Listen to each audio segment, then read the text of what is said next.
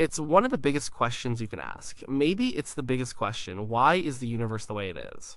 And when you really dig into that, you land on a set of numbers. These numbers are called the fundamental constants of nature. They are the dials and sliders that control the whole show. They tell gravity how strongly to pull.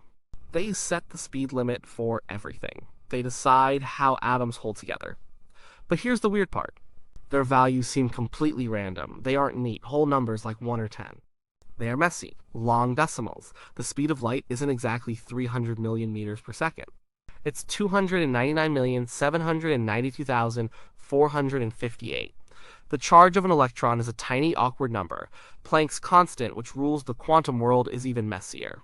There's no obvious reason they should have these specific values. They just do.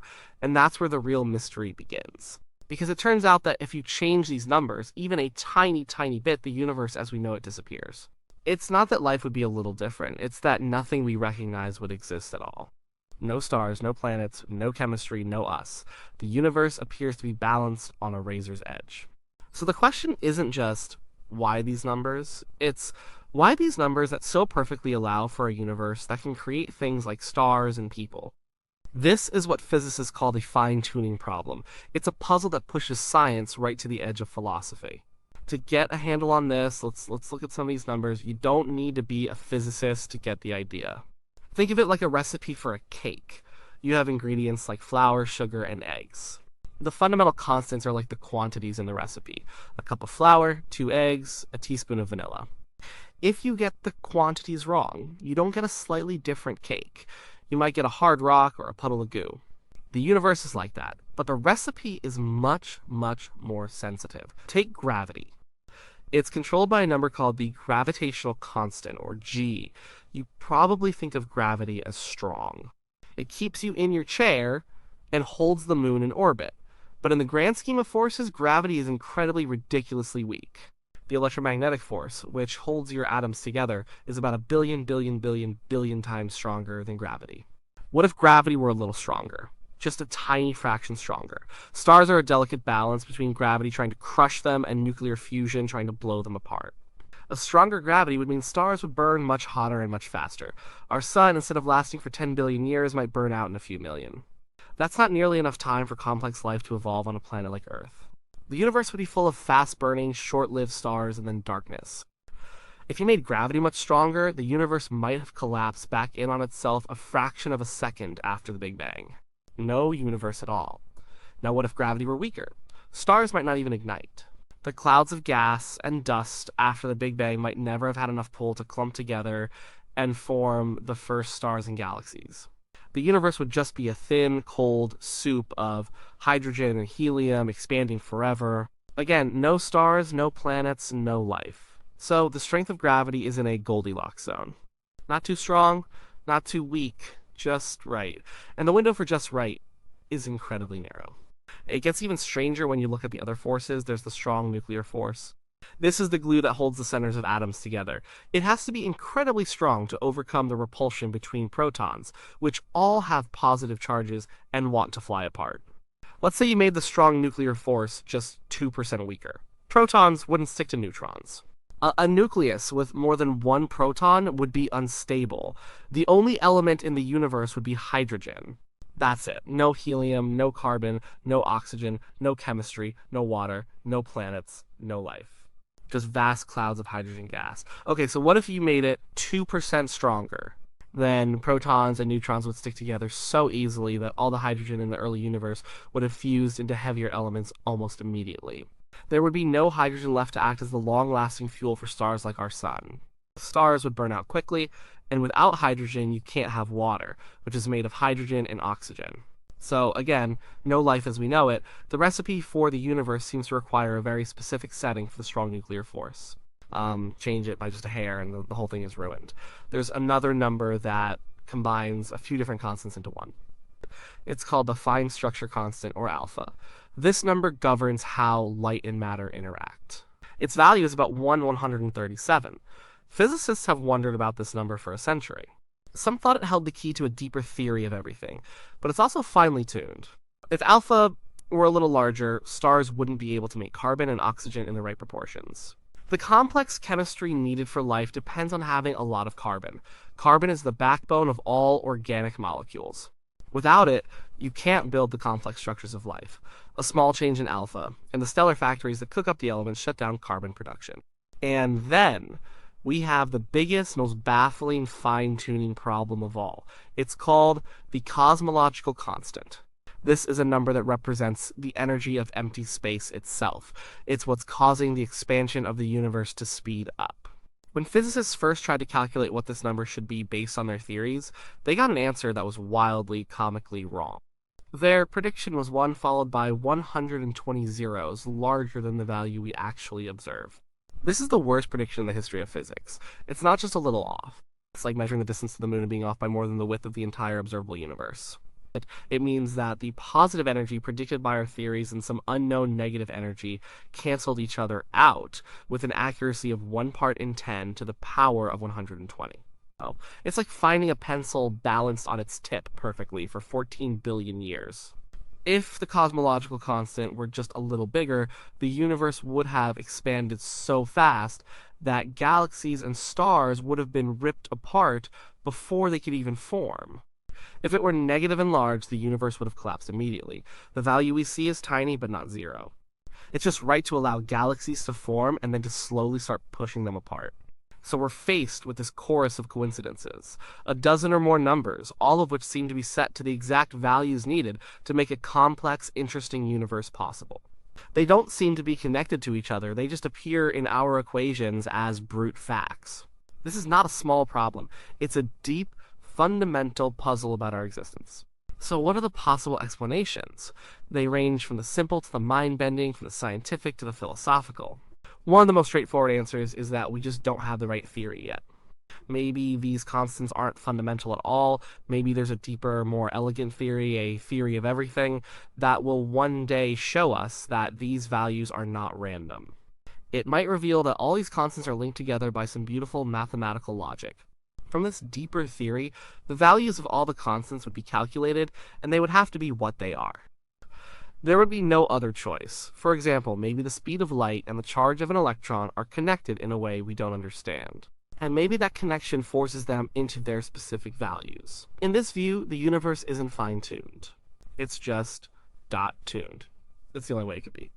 Asking why the charge of an electron has its value would be like asking why the angles of a triangle add up to 180 degrees. It's just a fact of the underlying geometry. This is the hope of many physicists. It would be the most satisfying solution. It would mean our universe is not a lucky accident, but the result of an inevitable and elegant mathematical structure. And theories, like string theory, are attempts to find this deeper logic. String theory suggests that the particles and forces we see are just different vibrations of tiny subatomic strings. Perhaps the values of the constants are determined by the way these strings vibrate, which in turn is determined by the geometry of hidden extra dimensions. It's a beautiful idea, but so far we have no experimental evidence for it. And even worse, modern versions of string theory don't seem to predict a single unique universe. They predict a huge number of possibilities. This leads us to the second, and perhaps most popular, explanation among cosmologists today, the multiverse. The idea is that our universe is not the only one. Like, there could be an enormous, perhaps infinite number of other universes. Each of these universes would be a bubble in a much larger cosmic foam. And in each of these bubble universes, the laws of physics and the values of the fundamental constants could be different. In one universe, gravity might be strong. It would collapse in an instant. In another, the strong nuclear force might be weak. It would be a thin soup of hydrogen. In another, the cosmological constant might be huge, tearing everything apart. Almost all of these universes would be sterile and dead. They would be born and would die in a flash or expand into cold, empty nothingness without ever producing anything interesting. No, but if you have enough universes, a truly staggering number of them, then just by chance, some of them are going to have the right combination of constants for stars, galaxies, and life to exist. It's like a cosmic lottery. If you print trillions and trillions of losing tickets, it's no longer a surprise when you find one winner. We, of course, find ourselves in one of the winning universes. We couldn't possibly be in one of the dead ones, because we wouldn't be here to observe it. This is called the anthropic principle. It states that our observations of the universe are biased by the fact that we are here to observe it. We see a universe that is fine-tuned for life because a universe that wasn't fine-tuned wouldn't have any life to see it. The multiverse turns the fine-tuning problem from a mystery into a simple matter of statistics. It's not a miracle that the constants are right for us, it's an inevitability. We are the survivors of a cosmic game of chance. This idea is very compelling to many scientists because it provides a natural explanation for fine-tuning without resorting to anything beyond physics. It flows naturally from some of our best theories about the early universe, like cosmic inflation, which suggests that our Big Bang might have been just one of many. But the multiverse has a big problem: we can't see the other universes. By their very definition, they are separate from ours, beyond our cosmic horizon. We can never get a message from them or travel to them, so how can we ever prove they exist? Is it even science if you can't test it? Some critics argue that the multiverse is more philosophy than science. It's an untestable explanation for a problem we can't solve. It's a way of saying it just happened that way, but dressing it up in scientific language. Proponents argue that while we might not be able to see other universes directly, we might be able to find indirect evidence. For example, if our universe was born from a collision with another bubble universe, it might have left a faint bruise on the cosmic microwave background radiation, the afterglow of the Big Bang. So far, we haven't found any such evidence, so we have two main scientific camps. One hopes for a single, unique theory of everything that proves our universe had to be this way. The other accepts the possibility of a vast multiverse where our universe is just one lucky winner among countless failures. But there are other ideas too. Some are more speculative. One is a kind of cosmic evolution proposed by physicist Lee Smolin. His idea is that universes reproduce. When a massive star collapses into a black hole, it might trigger the creation of a new baby universe on the other side. And in this new universe, the fundamental constants might be slightly different from the parent universe, like a small mutation in DNA. Now, which universes are most likely to reproduce and have lots of offspring? The ones that make the most black holes. And how do you make a lot of black holes? You need a universe that can make a lot of massive stars. And it just so happens that the conditions needed to make lots of massive stars are very similar to the conditions needed to produce carbon, oxygen, and the other elements necessary for life. So, over countless generations of universes, the constants would evolve through a kind of natural selection to favor values that are good at making stars and, as a side effect, good for life. It's a fascinating and creative idea. It takes the anthropic principle and gives it a physical mechanism. But like the multiverse, it's very hard to test. Then there's a much simpler and perhaps more unsettling possibility. Maybe there is no reason. Maybe the constants just are what they are. This is the brute fact argument. The universe just happened to be born with these settings, and that's the end of the story. There is no deeper explanation. We got lucky. Incredibly, absurdly lucky. Many scientists find this deeply unsatisfying. Science is all about finding reasons for things. To say there is no reason feels like giving up. But we have to be honest and admit that it's a possibility. The universe might not be obliged to make sense to us. It might just be a random accident. We are here because of that accident, and we are trying to find a pattern in the randomness. Of course, there is one other explanation that has been around for thousands of years. The idea that the universe was designed. When you see something that looks incredibly fine-tuned, like a watch, your first thought isn't that the gears and springs just fell together by accident. You assume there was a watchmaker. The fine-tuning argument for a creator or designer is very similar. The argument is that the universe looks like a put-up job. The constants are so perfectly set, the coincidences so numerous that it points to an intelligent mind who set the dials to the right values to allow for life to emerge. This is not a scientific theory. Science looks for natural explanations. It can't test for supernatural ones. A theory that says a superintelligent being did it isn't testable because you can't prove or disprove the existence of that being. So it lies outside the realm of science. But for many people, it is a perfectly logical and compelling conclusion to draw from the evidence. They look at the razor-thin margins for our existence and see intent. They see a purpose. While a scientist might see the multiverse as a way to make the improbable, a believer might see the fine-tuning as a direct message.